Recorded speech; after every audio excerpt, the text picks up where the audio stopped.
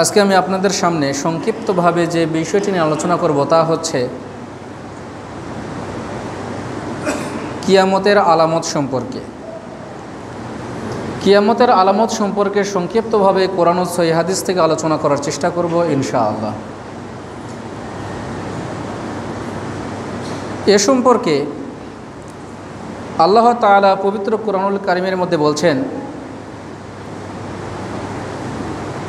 ইয়াসআলুনাকা আনিস সাআহ। আল্লাহ তাআলা মুহাম্মদুর রাসূলুল্লাহ সাল্লাল্লাহু আলাইহি ওয়াসাল্লামকে বলছেন, হে নবী, ইয়াসআলুনাকা আনিস সাআহ, মানুষ আপনাকে জিজ্ঞেস করবে কিয়ামত কখন হবে। এই প্রশ্ন মানুষ আপনাকে জিজ্ঞেস করবে। কুল ইন্নামা ইলমুহা ইনদা রাব্বি, আপনি মানুষদেরকে জানিয়ে দিন কিয়ামত কখন হবে এই সম্পর্কে আল্লাহ বেশি জানেন। এটা কখন হবে এই সময় সম্পর্কে আল্লাহ জানেন, আমি জানি না। লা ইউযাল্লিহা লিওয়াক্তিহা, তার নির্দিষ্ট সময় এটা আল্লাহই জানেন। ইল্লা হুয়া সাকুরাত ফিস সামাওয়াতি ওয়াল আরদ, যখন কিয়ামত হবে তখন পৃথিবীতে একটা ভয়ঙ্কর পরিস্থিতি সৃষ্টি হয়ে যাবে।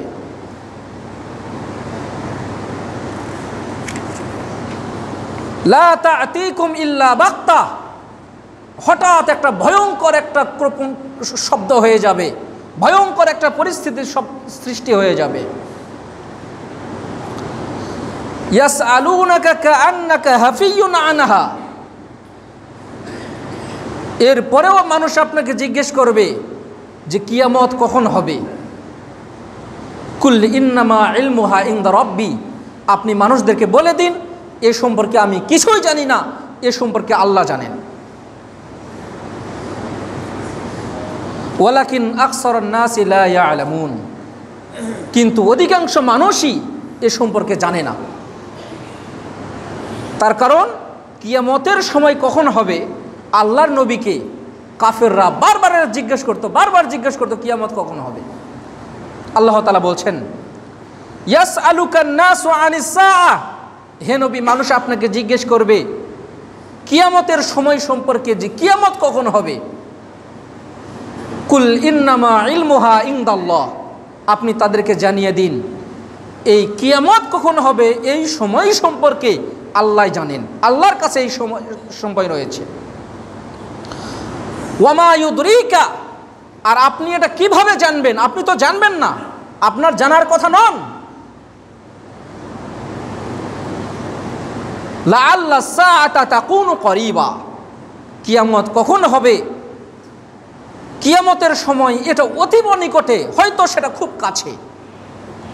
আল্লাহ তাআলা বলছেন, ইয়াসআলুনাকা আনিস সাআতি আইয়ানা মুরসাহা, কিয়ামত কখন হবে মানুষ আপনাকে এটা জিজ্ঞেস করবে। ফীমা আনতা মিন যিকরাহা ইলা রাব্বিকা মুনতাহাহা, ফীমা আনতা মিন যিকরাহা, আর এটার সময় সম্পর্কে আপনি তো কিছুই জানেন না, আপনি কিভাবে জানবেন? ফীমা আনতা মিন যিকরাহা ইলা রাব্বিকা মুনতাহাহা, আর এটার সর্বশেষ সময় কখন এটা আল্লাহ ভালো জানেন, আমি জানি না। এটা তুমি মানুষদেরকে জানিয়ে দাও। এখানে কিয়ামতের সময় কখন হবে, এখানে 3টা আয়াত আমি আপনাদের সামনে পেশ করলাম। যে কিয়ামত কখন হবে এই জ্ঞানটা কে জানেন? আল্লাহ জানেন। আল্লাহ ছাড়া কিয়ামত কখন হবে এই জ্ঞানটা আমরা কেউ জানি না। আবু হুরায়রা রাদিয়াল্লাহু তাআলা আনহু থেকে বর্ণিত, তিনি বলছেন, জিবরিল এসে আল্লাহর নবীকে একবার জিজ্ঞেস করলেন যে কিয়ামত কখন হবে, এ সম্পর্কে আপনি কি জানেন? আল্লাহ তাআলা বলছেন যে কিয়ামত কখন হবে, আল্লাহ নবী বলছেন কিয়ামত কখন হবে এটা আসমান এবং জমিনের কেউ জানে না, শুধু আল্লাহ ছাড়া।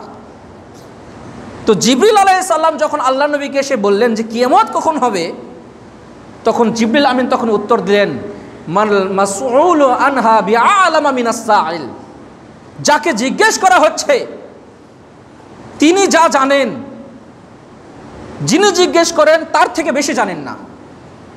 অর্থাৎ মুহাম্মদ সাল্লাল্লাহু আলাইহি সাল্লাম কিছুই জানেন না। যিনি প্রশ্ন করেছেন তিনি যেরকম যতটুকু জানেন আমিও ততটুকুই জানি।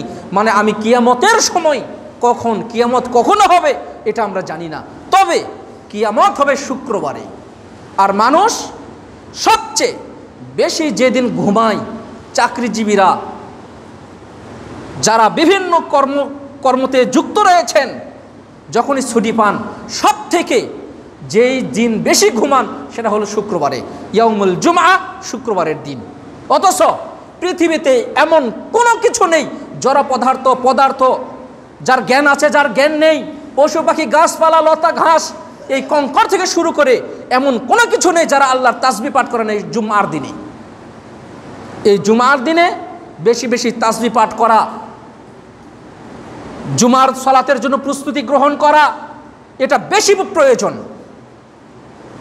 যেদিন আল্লাহ তাআলা বান্দার সব থেকে দোয়া বেশি কবুল করেন, এরকম যেই সময়গুলো রয়েছে তার মধ্যে একটা সময় হচ্ছে ইমাম যখন মেম্বারের উপরে দাঁড়াবে সেই সময় থেকে নিয়ে আসরের সালাতের আগ পর্যন্ত এই যে সময়টা, এই সময়ের মধ্যে আল্লাহ বান্দার যত দোয়া কবুল করেন অন্য কোনো সময় এভাবে করেন না। এটা হলো ইয়াউমুল জুমআ, শুক্রবারের দিন। অথচ আমরা এই দিনে পড়ে পড়ে ঘুমাই। যত চাকরিজীবী দেখবেন তারা রাত 1টা 2টা 3টা পর্যন্ত ঘুমাচ্ছে, জেগে আছে। ঘুমাবে কখন? ফজরের আজান যখন হবে তখন। কয়টা পর্যন্ত? দুপুর 2টা 1টা পর্যন্ত। জুমার দিনে উপস্থিত হবে কখন? দেখেন যে ওই খুতবা শেষ হবে, টাইম সেট করা আছে, আর 2 মিনিট 3 মিনিট আছে, দেখবেন দৌড়ে চলে আসতেছে এখন জামাত ধরতে হবে। এটা গ্রাম্য এলাকা কম হয়, শহরে বেশি হয়। দেখবেন যত ভিআইপি লোক সবাই পিছনে আসছে, এসে সালাত আদায় করে দেখবেন ওরা সবার আগে চলে যায়। তো এই যে জুমার দিনে একটা সময়, এই সময়টা আমাদেরকে আল্লাহর কাছে দোয়া করা প্রয়োজন। এই সময়টা আল্লাহ বান্দার সব থেকে দোয়া বেশি কবুল করেন, সেটা হলো ইয়াউমুল জুমআ বা শুক্রবারের দিন। আল্লাহ সকলকে সঠিক বুঝ দান করুন, আল্লাহুম্মা আমিন। এখন আসেন, কিয়ামতের কিছু আলামত রয়েছে, ছোট কিছু রয়েছে বড়। এ সম্পর্কে যদি আমরা বিস্তারিত আলোচনা করতে যাই, সংক্ষিপ্ত আকারে হলেও কমপক্ষে 5 থেকে 6 জুমা আমাকে আলোচনা করতে হবে, ইনশাল্লাহ আলোচনা করব। তবে যেন মানুষ ধৈর্য হারা না হয়ে যায়, হয়তো 2 জুমা আলোচনা করার পরে আবার একটু বিরতি দিয়ে আবার কয়েক জুমা পরে এইভাবে ধারাবাহিকভাবে আমরা আলোচনা করার চেষ্টা করবো ইনশাআল্লাহ।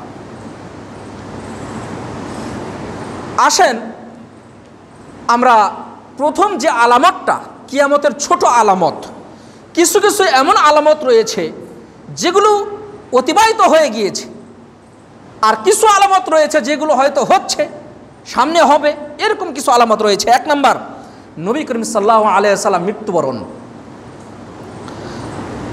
আনাস ইবনে মালিক রাদিয়াল্লাহু তাআলা আনহু থেকে বর্ণিত, তিনি বলছেন, আল্লাহ নবী বলছেন, বুইস্তু আনা ওয়াস সাআতু কাহাতাইনি ওয়া যাম্মাস সাবাবাতু ওয়াল উসরা। আল্লাহর নবী এই 2টা নখকে, এটাকে বলা হয় শাহাদাত আঙ্গুল, আর এটাকে বলা হয় মধ্যমা আঙ্গুল, সাবাবা, মধ্যমা আঙ্গুল, এটা শাহাদাত আঙ্গুল।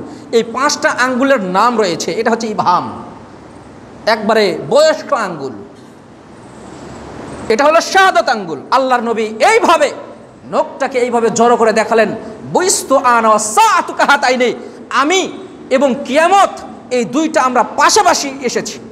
মানে আমার মৃত্যু হওয়া মানে কিয়ামত চলে আসবে অতীব নিকটে, যদিও 1450 বছর, প্রায় 1500 বছর অতিবাহিত হয়ে গিয়েছে। তার মানে যে কোনো সময় কিয়ামত হতে পারে। আল্লাহর নবী মৃত্যু হওয়া মানে কিয়ামতের একটা আলামত আমাদের মাঝে প্রকাশ পাওয়া।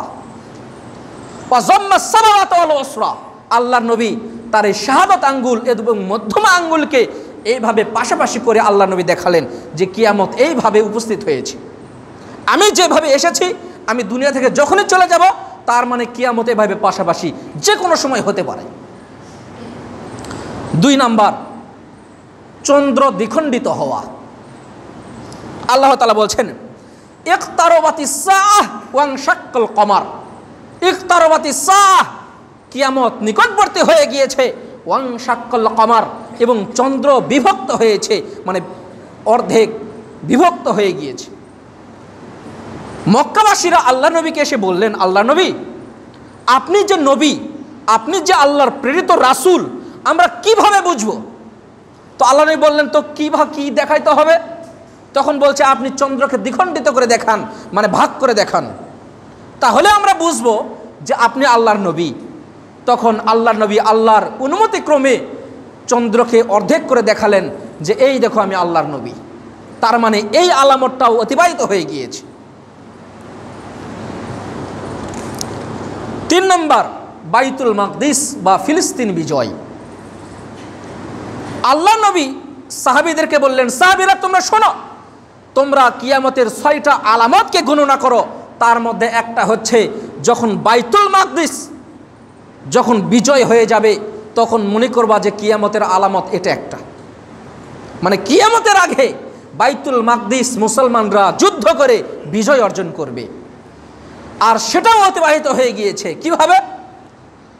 ওমর রাদিয়াল্লাহু তাআলা আনহুর শাসনামলে 14 হিজরি সালে ওমর রাদিয়াল্লাহু তাআলা আনহু সাহাবীদেরকে নিয়ে বাইতুল মাকদিস বিজয় অর্জন করেছেন। তার মানে এটাও অতিবাহিত হয়ে গিয়েছে। কিয়ামতের পূর্বে আবারও বাইতুল মাকদিস মুসলমানদের হাতে আসবে ইনশাআল্লাহ। আল্লাহ তুমি কবুল করে নাও। ফিলিস্তিনে বর্তমানে মুসলমানদেরকে যেভাবে নির্যাতন করা হচ্ছে, অথচ বিশ্ব নিশ্চুপ। অথচ বাংলাদেশে একটা নাস্তিককে আপনি মেরে দেখবেন আমেরিকা ওখান থেকে বিবৃতি দিবে, কেন তাকে মারা হলো, অতি দ্রুত কে মেরেছে তাকে ধরা হোক। অথচ মুসলমানদেরকে নিধন করা হচ্ছে ওখানে, অথচ আমেরিকা বলছে যে আসলে আমরা দেখছি বিষয়টা কি করা যায়, মানে তারা কিছুই করবে না। এটা একটা অজাত বিবৃতি, মানে মুসলমানদেরকে মারো, আমরা ইসরায়েলের সাথে আছি। তারপরে আলামত 4 নম্বর হচ্ছে যে মানুষের ধন সম্পদ বৃদ্ধি পাবে। আবু হুরায়রা রাদিয়াল্লাহু তাআলা আনহু থেকে বর্ণিত, তিনি বলছেন, আল্লাহ নবী বলছেন, লা তাকুমুস সাআ হাত্তা ইউকসরা ফীকুমুল মাল।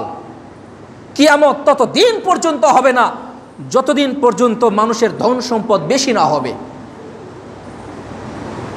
ফায়াফিযু হাত্তা ইউহিম্মুল মাল হাত্তা ইউহিম্মা রাব্বাহু, ফায়াফিযু হাত্তা ইউহিম্মা রাব্বাহু। এবং এমন একটা সময় চলে আসবে, মা ইউকবালা সাদাকাতাহু, যে মানুষ তাদের সদাকা দান বা সম্পদ নিয়ে মানুষ ঘুরে বেড়াবে, মানুষকে দেওয়ার চেষ্টা করবে যে কে এটা গ্রহণ করবা, কে আমার এই যাকাতের মালটা নিবা, কে আমার এই দানের মালটা নিবা, আমি দিব। এইভাবে মানুষ ঘুরে বেড়াবে। হাত্তা ফায়ুরিজাহু, মানুষ তাদের সম্পদগুলোকে অন্যের সামনে পেশ করবে। ধনীরা তারা সম্পদ নিয়ে ঘুরে বেড়াবে যে আমার এই সম্পদ তোমরা কে নিবা।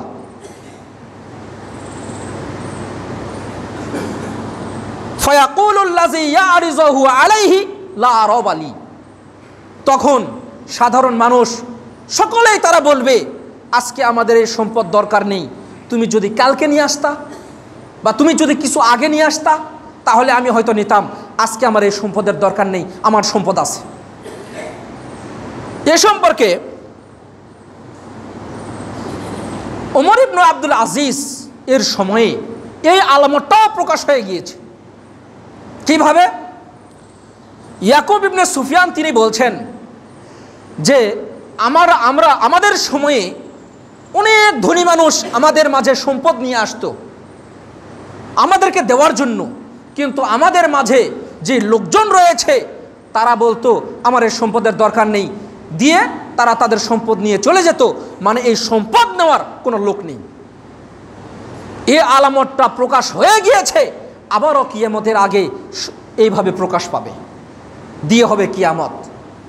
তার মানে মানুষের ধন সম্পদ এত বেশি হবে যে মানুষ তাদের ধন সম্পদগুলো নিয়ে মানুষ একজন আরেকজনের কাছে যাবে যে ভাই আমার এই যাকাতের মাল, আমার এই সম্পদ আমি তোমাকে দিতে চাচ্ছি, তুমি নাও। সে বলবে আমার কোনো দরকার নেই, আমার নেওয়ার কোনো প্রয়োজন নেই, আমার অনেক সম্পদ রয়েছে, তুমি অন্য কাউকে গিয়ে দাও। মানুষের এত সম্পদ বেশি হবে। এক একটা ডালিম একটা গ্রামের মানুষ খেতে পারবে, এত বড় বড় ডালিম হবে। একটা গাভীর দুধ এত বেশি হয়ে যাবে, একটা গাভীর দুধ একটা পুরা গ্রাম খেতে পারবে। তার মানে মানুষের কত সম্পদ হয়ে যাবে। ধরে নেন প্রতিটা বাড়িতে গাভী থাকবে, এই গাভীগুলো বাজারে নিয়ে যাওয়া হবে, কেউ নেওয়ার লোক নেই, কে খাবে? তার কারণ একটা গাভীর দুধ পুরা গ্রামবাসী খেতে পারবে, এত মানুষের সম্পদ হয়ে যাবে। কিয়ামতের আগে এটা ঘটবে। এরকম ঘটনা অনেক আগে প্রকাশ পেয়েছে, আরও প্রকাশ পাবে, দিয়ে হবে কিয়ামত। এজন্য কিয়ামতের পূর্বে আপনার নিজের আমলের দিকে আপনি একটু নজর দেন। তারপরে 5 নাম্বার হচ্ছে ফিতনা ফাসাদ বৃদ্ধি পাবে। এ সম্পর্কে আব্দুল্লাহ ইবনে আব্বাস রাদিয়াল্লাহু তাআলা আনহু থেকে বর্ণিত, তিনি বলছেন, আল্লাহ নবী বলছেন, লা তাকুমুস সাআতু ফিতানান, কিয়ামত ততদিন পর্যন্ত হবে না যতদিন পর্যন্ত ফিতনা প্রকাশ না পাবে। যতদিন পর্যন্ত ফিতনা প্রকাশ না পাবে ততদিন পর্যন্ত কিয়ামত হবে না। কান্নাহা কিতাউল লাইলিল মুসলিম, যেমনই ভাবে অন্ধকার রাত যেমন আধার হয়ে আসে, দিনের পরে যেরকম রাত আধার হয়ে আসে, এরকম কালো অন্ধকারের ন্যায় ফিতনা মানুষ সমাজে প্রকাশ পাবে। তারপরে বলছেন, ইয়াকুমুর রাজুলু মুমিনান, মানুষ সকাল করবে মুমিন অবস্থায়, আবার বিকেল বেলা যা সে কাফের হয়ে যাবে। আরেকটা হাদিসে রয়েছে, মানুষ সন্ধ্যাবেলায় মুমিন হবে, আবার সকালবেলা সে কাফের হয়ে যাবে। মানে সকালে ছিল মুমিন, বিকেলে গিয়ে সে মুনাফিক হয়ে যাবে, কাফের হয়ে যাবে। ওয়া ইয়াবিউ ফিহা আকওয়ামুন খালাফাহুম বিআরাজিম মিনাদ দুনিয়া, মানুষ অর্থের বিনিময়ে, সম্পদের বিনিময়ে, টাকা পয়সার বিনিময়ে তার চরিত্র এবং আদর্শকে বিক্রি করে দিয়ে দিবে। অল্প কিছু টাকার বিনিময়ে তাদের চরিত্র এবং সম্মান এগুলোকে বিক্রি করে দিয়ে দিবে। দেখেন, আপনি এখনই যান পাসপোর্ট অফিসে, পাসপোর্ট অফিসে গিয়ে বলছে এই কাগজ লাগবে, দিলেন, আপনাকে বলছে চা খাওয়ার কিছু দেন, বলছে আমার কাছে তো টাকা নেই, বলছে আচ্ছা ঠিক আছে কালকে আসিয়েন দিয়ে দিব। পরের দিন গেলেন, বলছে বিবাহ করেছেন? তো বলছে জি বিবাহ করেছি। কয় তাহলে রেজিস্ট্রির যে কাগজটা, ওই কাগজটা দেন। ওহো, কাগজ তো উঠানো হয়নি, যান উঠে নিয়ে আসেন, ওটা লাগবে। এখন কাজী বলছেন 1500 টাকা লাগবে। গিয়েছে 40 কিলোমিটার বাইক চালিয়ে গিয়েছে, যে বলছে 1500 টাকা লাগবে। ওখানে 500 টাকা দিলেও সব কিছু হয়ে যেত। তো বলছে জন্ম সনদের এই সমস্যা, এটা ঠিক করে নিয়ে আসেন, অমুক কাগজের এই সমস্যা ঠিক করে নিয়ে আসেন। এখনই ওকে 1000 টাকা দিয়ে দেন, সব কিছু শেষ হয়ে যাবে, আর কিচ্ছু লাগবে না আপনার। খাজনা অফিসে যান, একই অবস্থা। স্কুল কলেজে যান, একই অবস্থা। সব কিছু ঠিক আছে, আপনার একটু সমস্যা, একটা আকার একটু বেশি হয়ে গিয়েছে। কি বললাম? একটা আকার। সব কাগজের সঙ্গে একটা কাগজের একটা কি সমস্যা?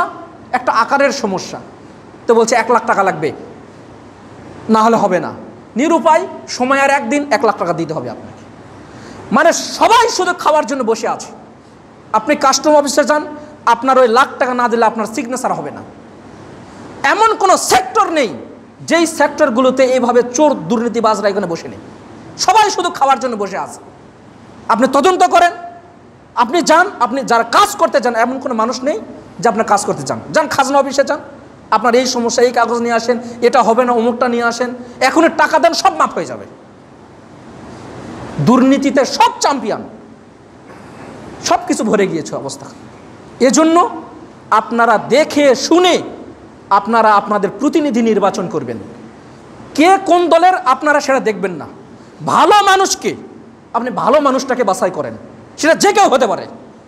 আপনাদের যদি গ্রামেরও কোনো প্রতিনিধি নির্বাচন করেন বা তাকে যদি আপনারা চয়ন করেন, আমার বিশেষ পরামর্শ থাকবে যে ও যদি ভিক্ষুকও হয়, ও ও যদি সবচেয়ে গরিবও হয়, যদি মনে হয় এর কাছে গেলে আমি ভালো কাজটা সুষ্ঠুভাবে করতে পারবো, তাহলে আপনি তাকে নির্বাচন করেন, তাহলে দেখবেন সমাজটা শান্তিতে ভরে যাবে ইনশাআল্লাহ।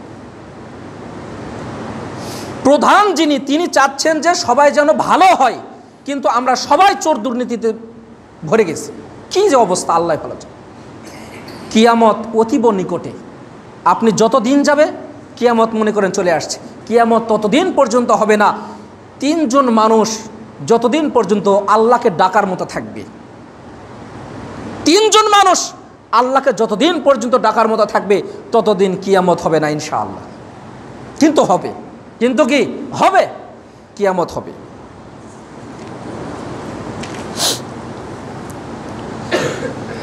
আমানতের খিয়ানত হবে।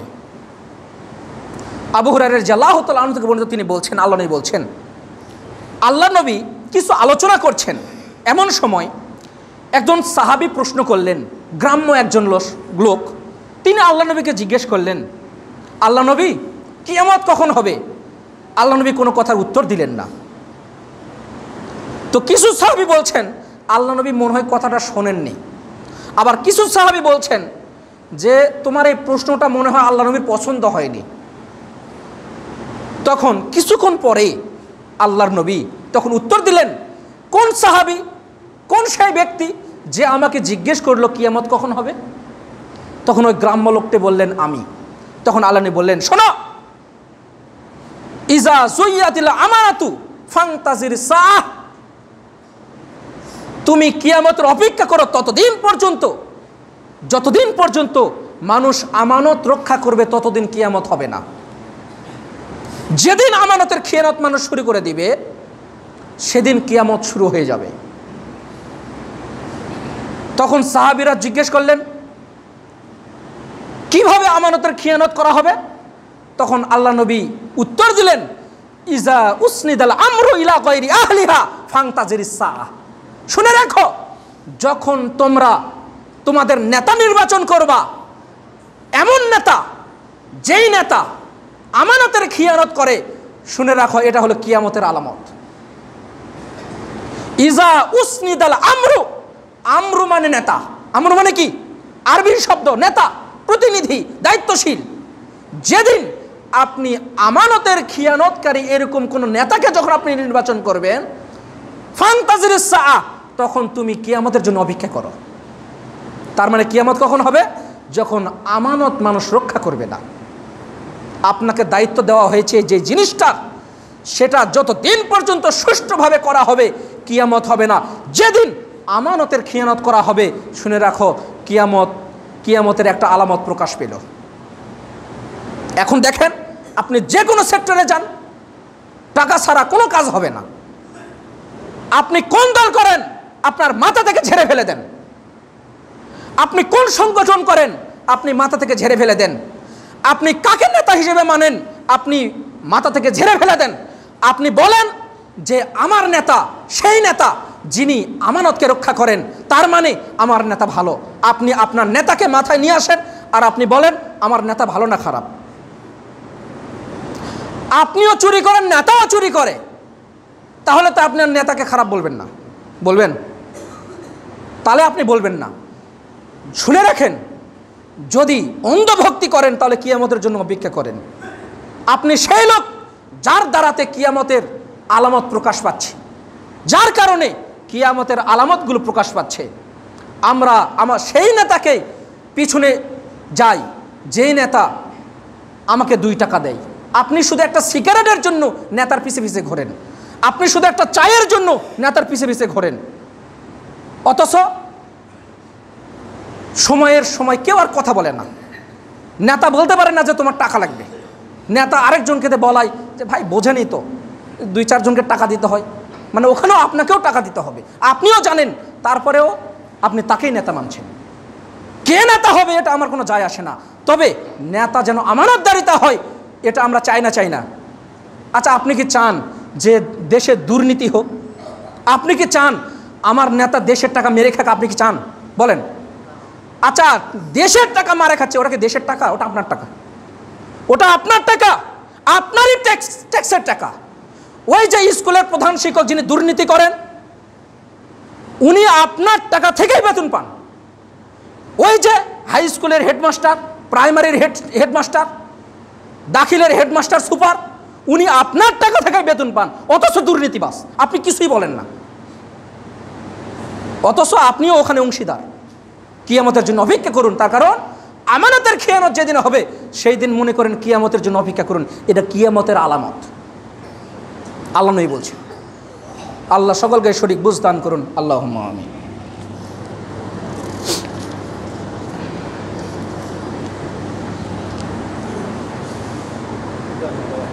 জাকারিয়ার মা না খুব অসুস্থ, জাকারিয়ার মা, তার জন্য একটু দোয়া করবে। আলহামদুলিল্লাহ ওয়াহদাহু ওয়াসসালাতু ওয়াসসালামু আলা মান লা নাবিয়্যা বা'দা, আম্মা বা'দ। আনাস ইবনে মালিক রাদিয়াল্লাহু তাআলা আনহু থেকে বর্ণিত, তিনি বলছেন, আল্লাহ নবী বলছেন, ইন্না মিন আশরাতিস সাআহ, কিয়ামতের নিদর্শন সমূহের মধ্যে একটা নিদর্শন হচ্ছে আইয়ারফাল ইলম, বিদ্যা উঠে যাবে, ওয়ায়াজহারুল জাহাল, মূর্খতা বেশি বৃদ্ধি হবে,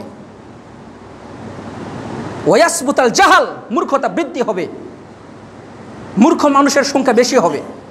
যতদিন যায় মনে হয় জ্ঞানের সংখ্যা বেশি, যতদিন যায় মনে হয় জ্ঞানের সংখ্যা বেশি, যতদিন যাচ্ছে মনে হচ্ছে জ্ঞানী মানুষের সংখ্যা বেশি। তাহলে আল্লাহ নবী কি ভুল বললেন? আল্লাহ নবী ভুল বলেননি। আল্লাহ নবী কিভাবে ভুল বলেননি? আপনি বলেন, যেই নেতা দুর্নীতি করে, যেই হেড শিক্ষক দুর্নীতি করে, যেই প্রিন্সিপাল দুর্নীতি করে, যেই দায়িত্বশীল দুর্নীতি করে, যেই অফিসার দুর্নীতি করে, উনি কি শিক্ষিত মানুষ? উনি যদি শিক্ষিত মানুষ হন তাহলে মূর্খ কে? কিভাবে মূর্খ না? আপনি একটা বিসিএস ক্যাডার একটা ছাত্রকে জিজ্ঞেস করেন, একটা অফিসারকে জিজ্ঞেস করেন যে এই যে স্ত্রী মিলন করতে হয় কি দোয়া বলে বলেন দেখি, অথচ প্রতিদিন স্ত্রী মিলন করে, তো বলছে জানি না। মানে শরীয়তের জ্ঞান যার থাকবে না তাকেই আল্লাহ নবী মূর্খ বলেছেন। শরীয়তের জ্ঞান যার থাকবে না আল্লাহর নবী তাকেই মূর্খ বলেছেন। তুমি সারা পৃথিবীর বিদ্যা যদি অর্জন করো, যদি শরীয়তের জ্ঞান তোমার মধ্যে না থাকে তুমি মূর্খ। মানে শরীয়তের বিদ্যা যার ভিতরে থাকবে না আল্লাহর নবী তাকে মূর্খ বলেছেন। আমি আপনাকে মূর্খ বলছি না। আপনি বিসিএস ক্যাডার হন কোনো সমস্যা নেই, আপনি মূর্খ হন কোনো সমস্যা নেই। শরীয়তের জ্ঞান যদি আপনার ভিতরে থাকে তাহলে আপনি শিক্ষিত মানুষ। যদিও আপনার কোনো ডিগ্রি নেই, যদিও আপনার কোনো ডিগ্রি নেই, তবে শরীয়তের জ্ঞান থাকার কারণে আপনি একজন ভালো মানুষ। তার মানে এখনো কিয়ামত হবে না। এখনো কি হবে না? কিয়ামত হবে না। আমাদের সাবেক সরকারের আমলে শিক্ষিতর হার কত?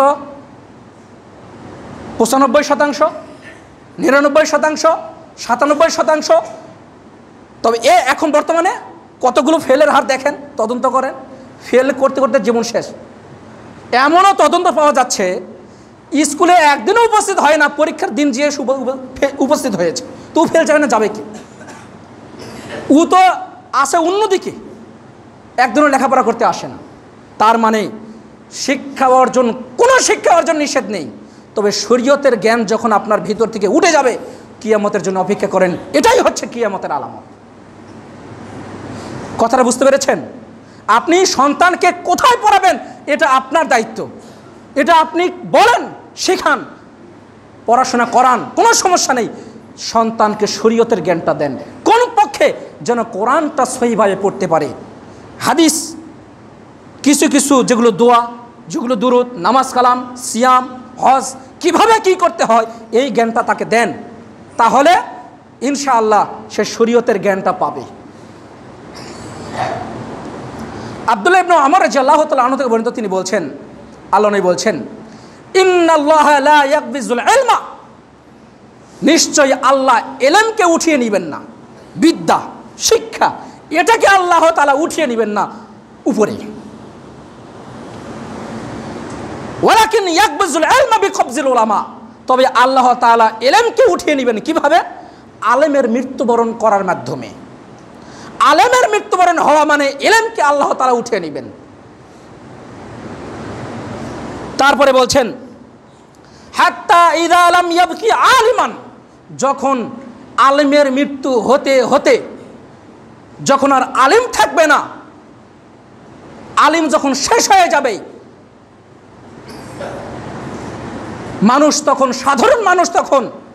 সাধারণ মানুষদেরকে গিয়ে ফতোয়া জিজ্ঞেস করবে, মাসলা জিজ্ঞেস করবে, এটা কিভাবে করতে হবে, ওটা কিভাবে করতে হবে। ফাসুইলু ফাফতাউ ফাযাল্লু ওয়া আযাল্লু, মানুষ জিজ্ঞেস করবে, ফাফতাউ, এবং তারা ফতোয়াও দিবে। ফাযাল্লু, সে নিজে পথভ্রষ্ট হবে, ও আযাল্লু, এবং অন্য মানুষকেও পথভ্রষ্ট করবে।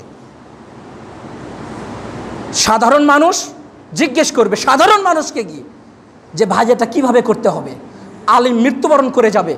এজন্য আপনাদেরকে অসংখ্য ধন্যবাদ যে আপনারা এই মাহফিলে আলিমদেরকে সভাপতির পদটা দেন। হাজার হাজার মাদ্রাসা পাবেন, তদন্ত করে দেখেন, সভাপতির নাম দেওয়া আছে অমুক বিশিষ্ট শিল্পপতি অমুক, উনি হলো মাহফিলের সভাপতি। উনি কি মাহফিলের সভাপতি? কিয়ামতের আলামত কোথায়? মানুষকে এগুলো তদন্ত করে না। একজন আলিমের যখন সম্মান আপনারা দিবেন না, একজন আলিম যখন দুনিয়া থেকে উঠিয়ে যাবে, মনে করেন এটা একটা কিয়ামতের আলামত। এটা কি কিয়ামতের আলামত? তা এখন আল্লাহ এলেমকে উঠিয়ে নেবেন না, আলিমের মৃত্যু হওয়া মানে এলেমকে উঠিয়ে নেওয়া। দেখেন যত বড় বড় আলিম, আপনারাই বলেন যে উমুক আমাদের গ্রামের একজন ভালো আলিম ছিলেন, আপনি এখন দেখেন ওনার মতো আছে কি না, বলবেন নেই। ওনার বাপ ছিল, বলেন তার থেকে বড় আলিম, তো ওনার মতো কোন আলিম পরবর্তীতে হয়েছে? হয়নি। এখন কারা? আমাকে আসতে হচ্ছে কত কিলোমিটার দূর থেকে। কেন? আপনাদের গ্রামে যদি অনেক বড় বড় আলিম থাকতো, আপনারা এখানে নিয়ে আসতেন না? তাহলে কিভাবে সমাজটা কিয়ামতের দিকে চলে যাচ্ছে বুঝতে পারছেন? এভাবেই ধীরে ধীরে ধীরে ধীরে মানুষ এলেমের প্রতি, কোরআন হাদিসের প্রতি যখন দুর্বলতা প্রকাশ করবে, যখন সেগুলো শিক্ষা করা থেকে দূরে থাকবে, মনে করেন এটা একটা কিয়ামতের আলামত। তার কারণ শিক্ষিত মানুষের সংখ্যা অনেক, কিন্তু কোরআন হাদিস পড়ার প্রতি আগ্রহ কয়জনের রয়েছে? আপনি কোরআন হাদিস শিক্ষা করেন, তারপরে আপনি কি শিক্ষা অর্জন করবেন আপনার দেখার কোনো বিষয় নেই। মানুষ সাধারণ মানুষকে গিয়ে জিজ্ঞেস করবে এটা কিভাবে করতে হবে, ওটা কিভাবে করতে হবে, তার মানে আলিম নাই। এটা হলো একটা কিয়ামতের আলামত।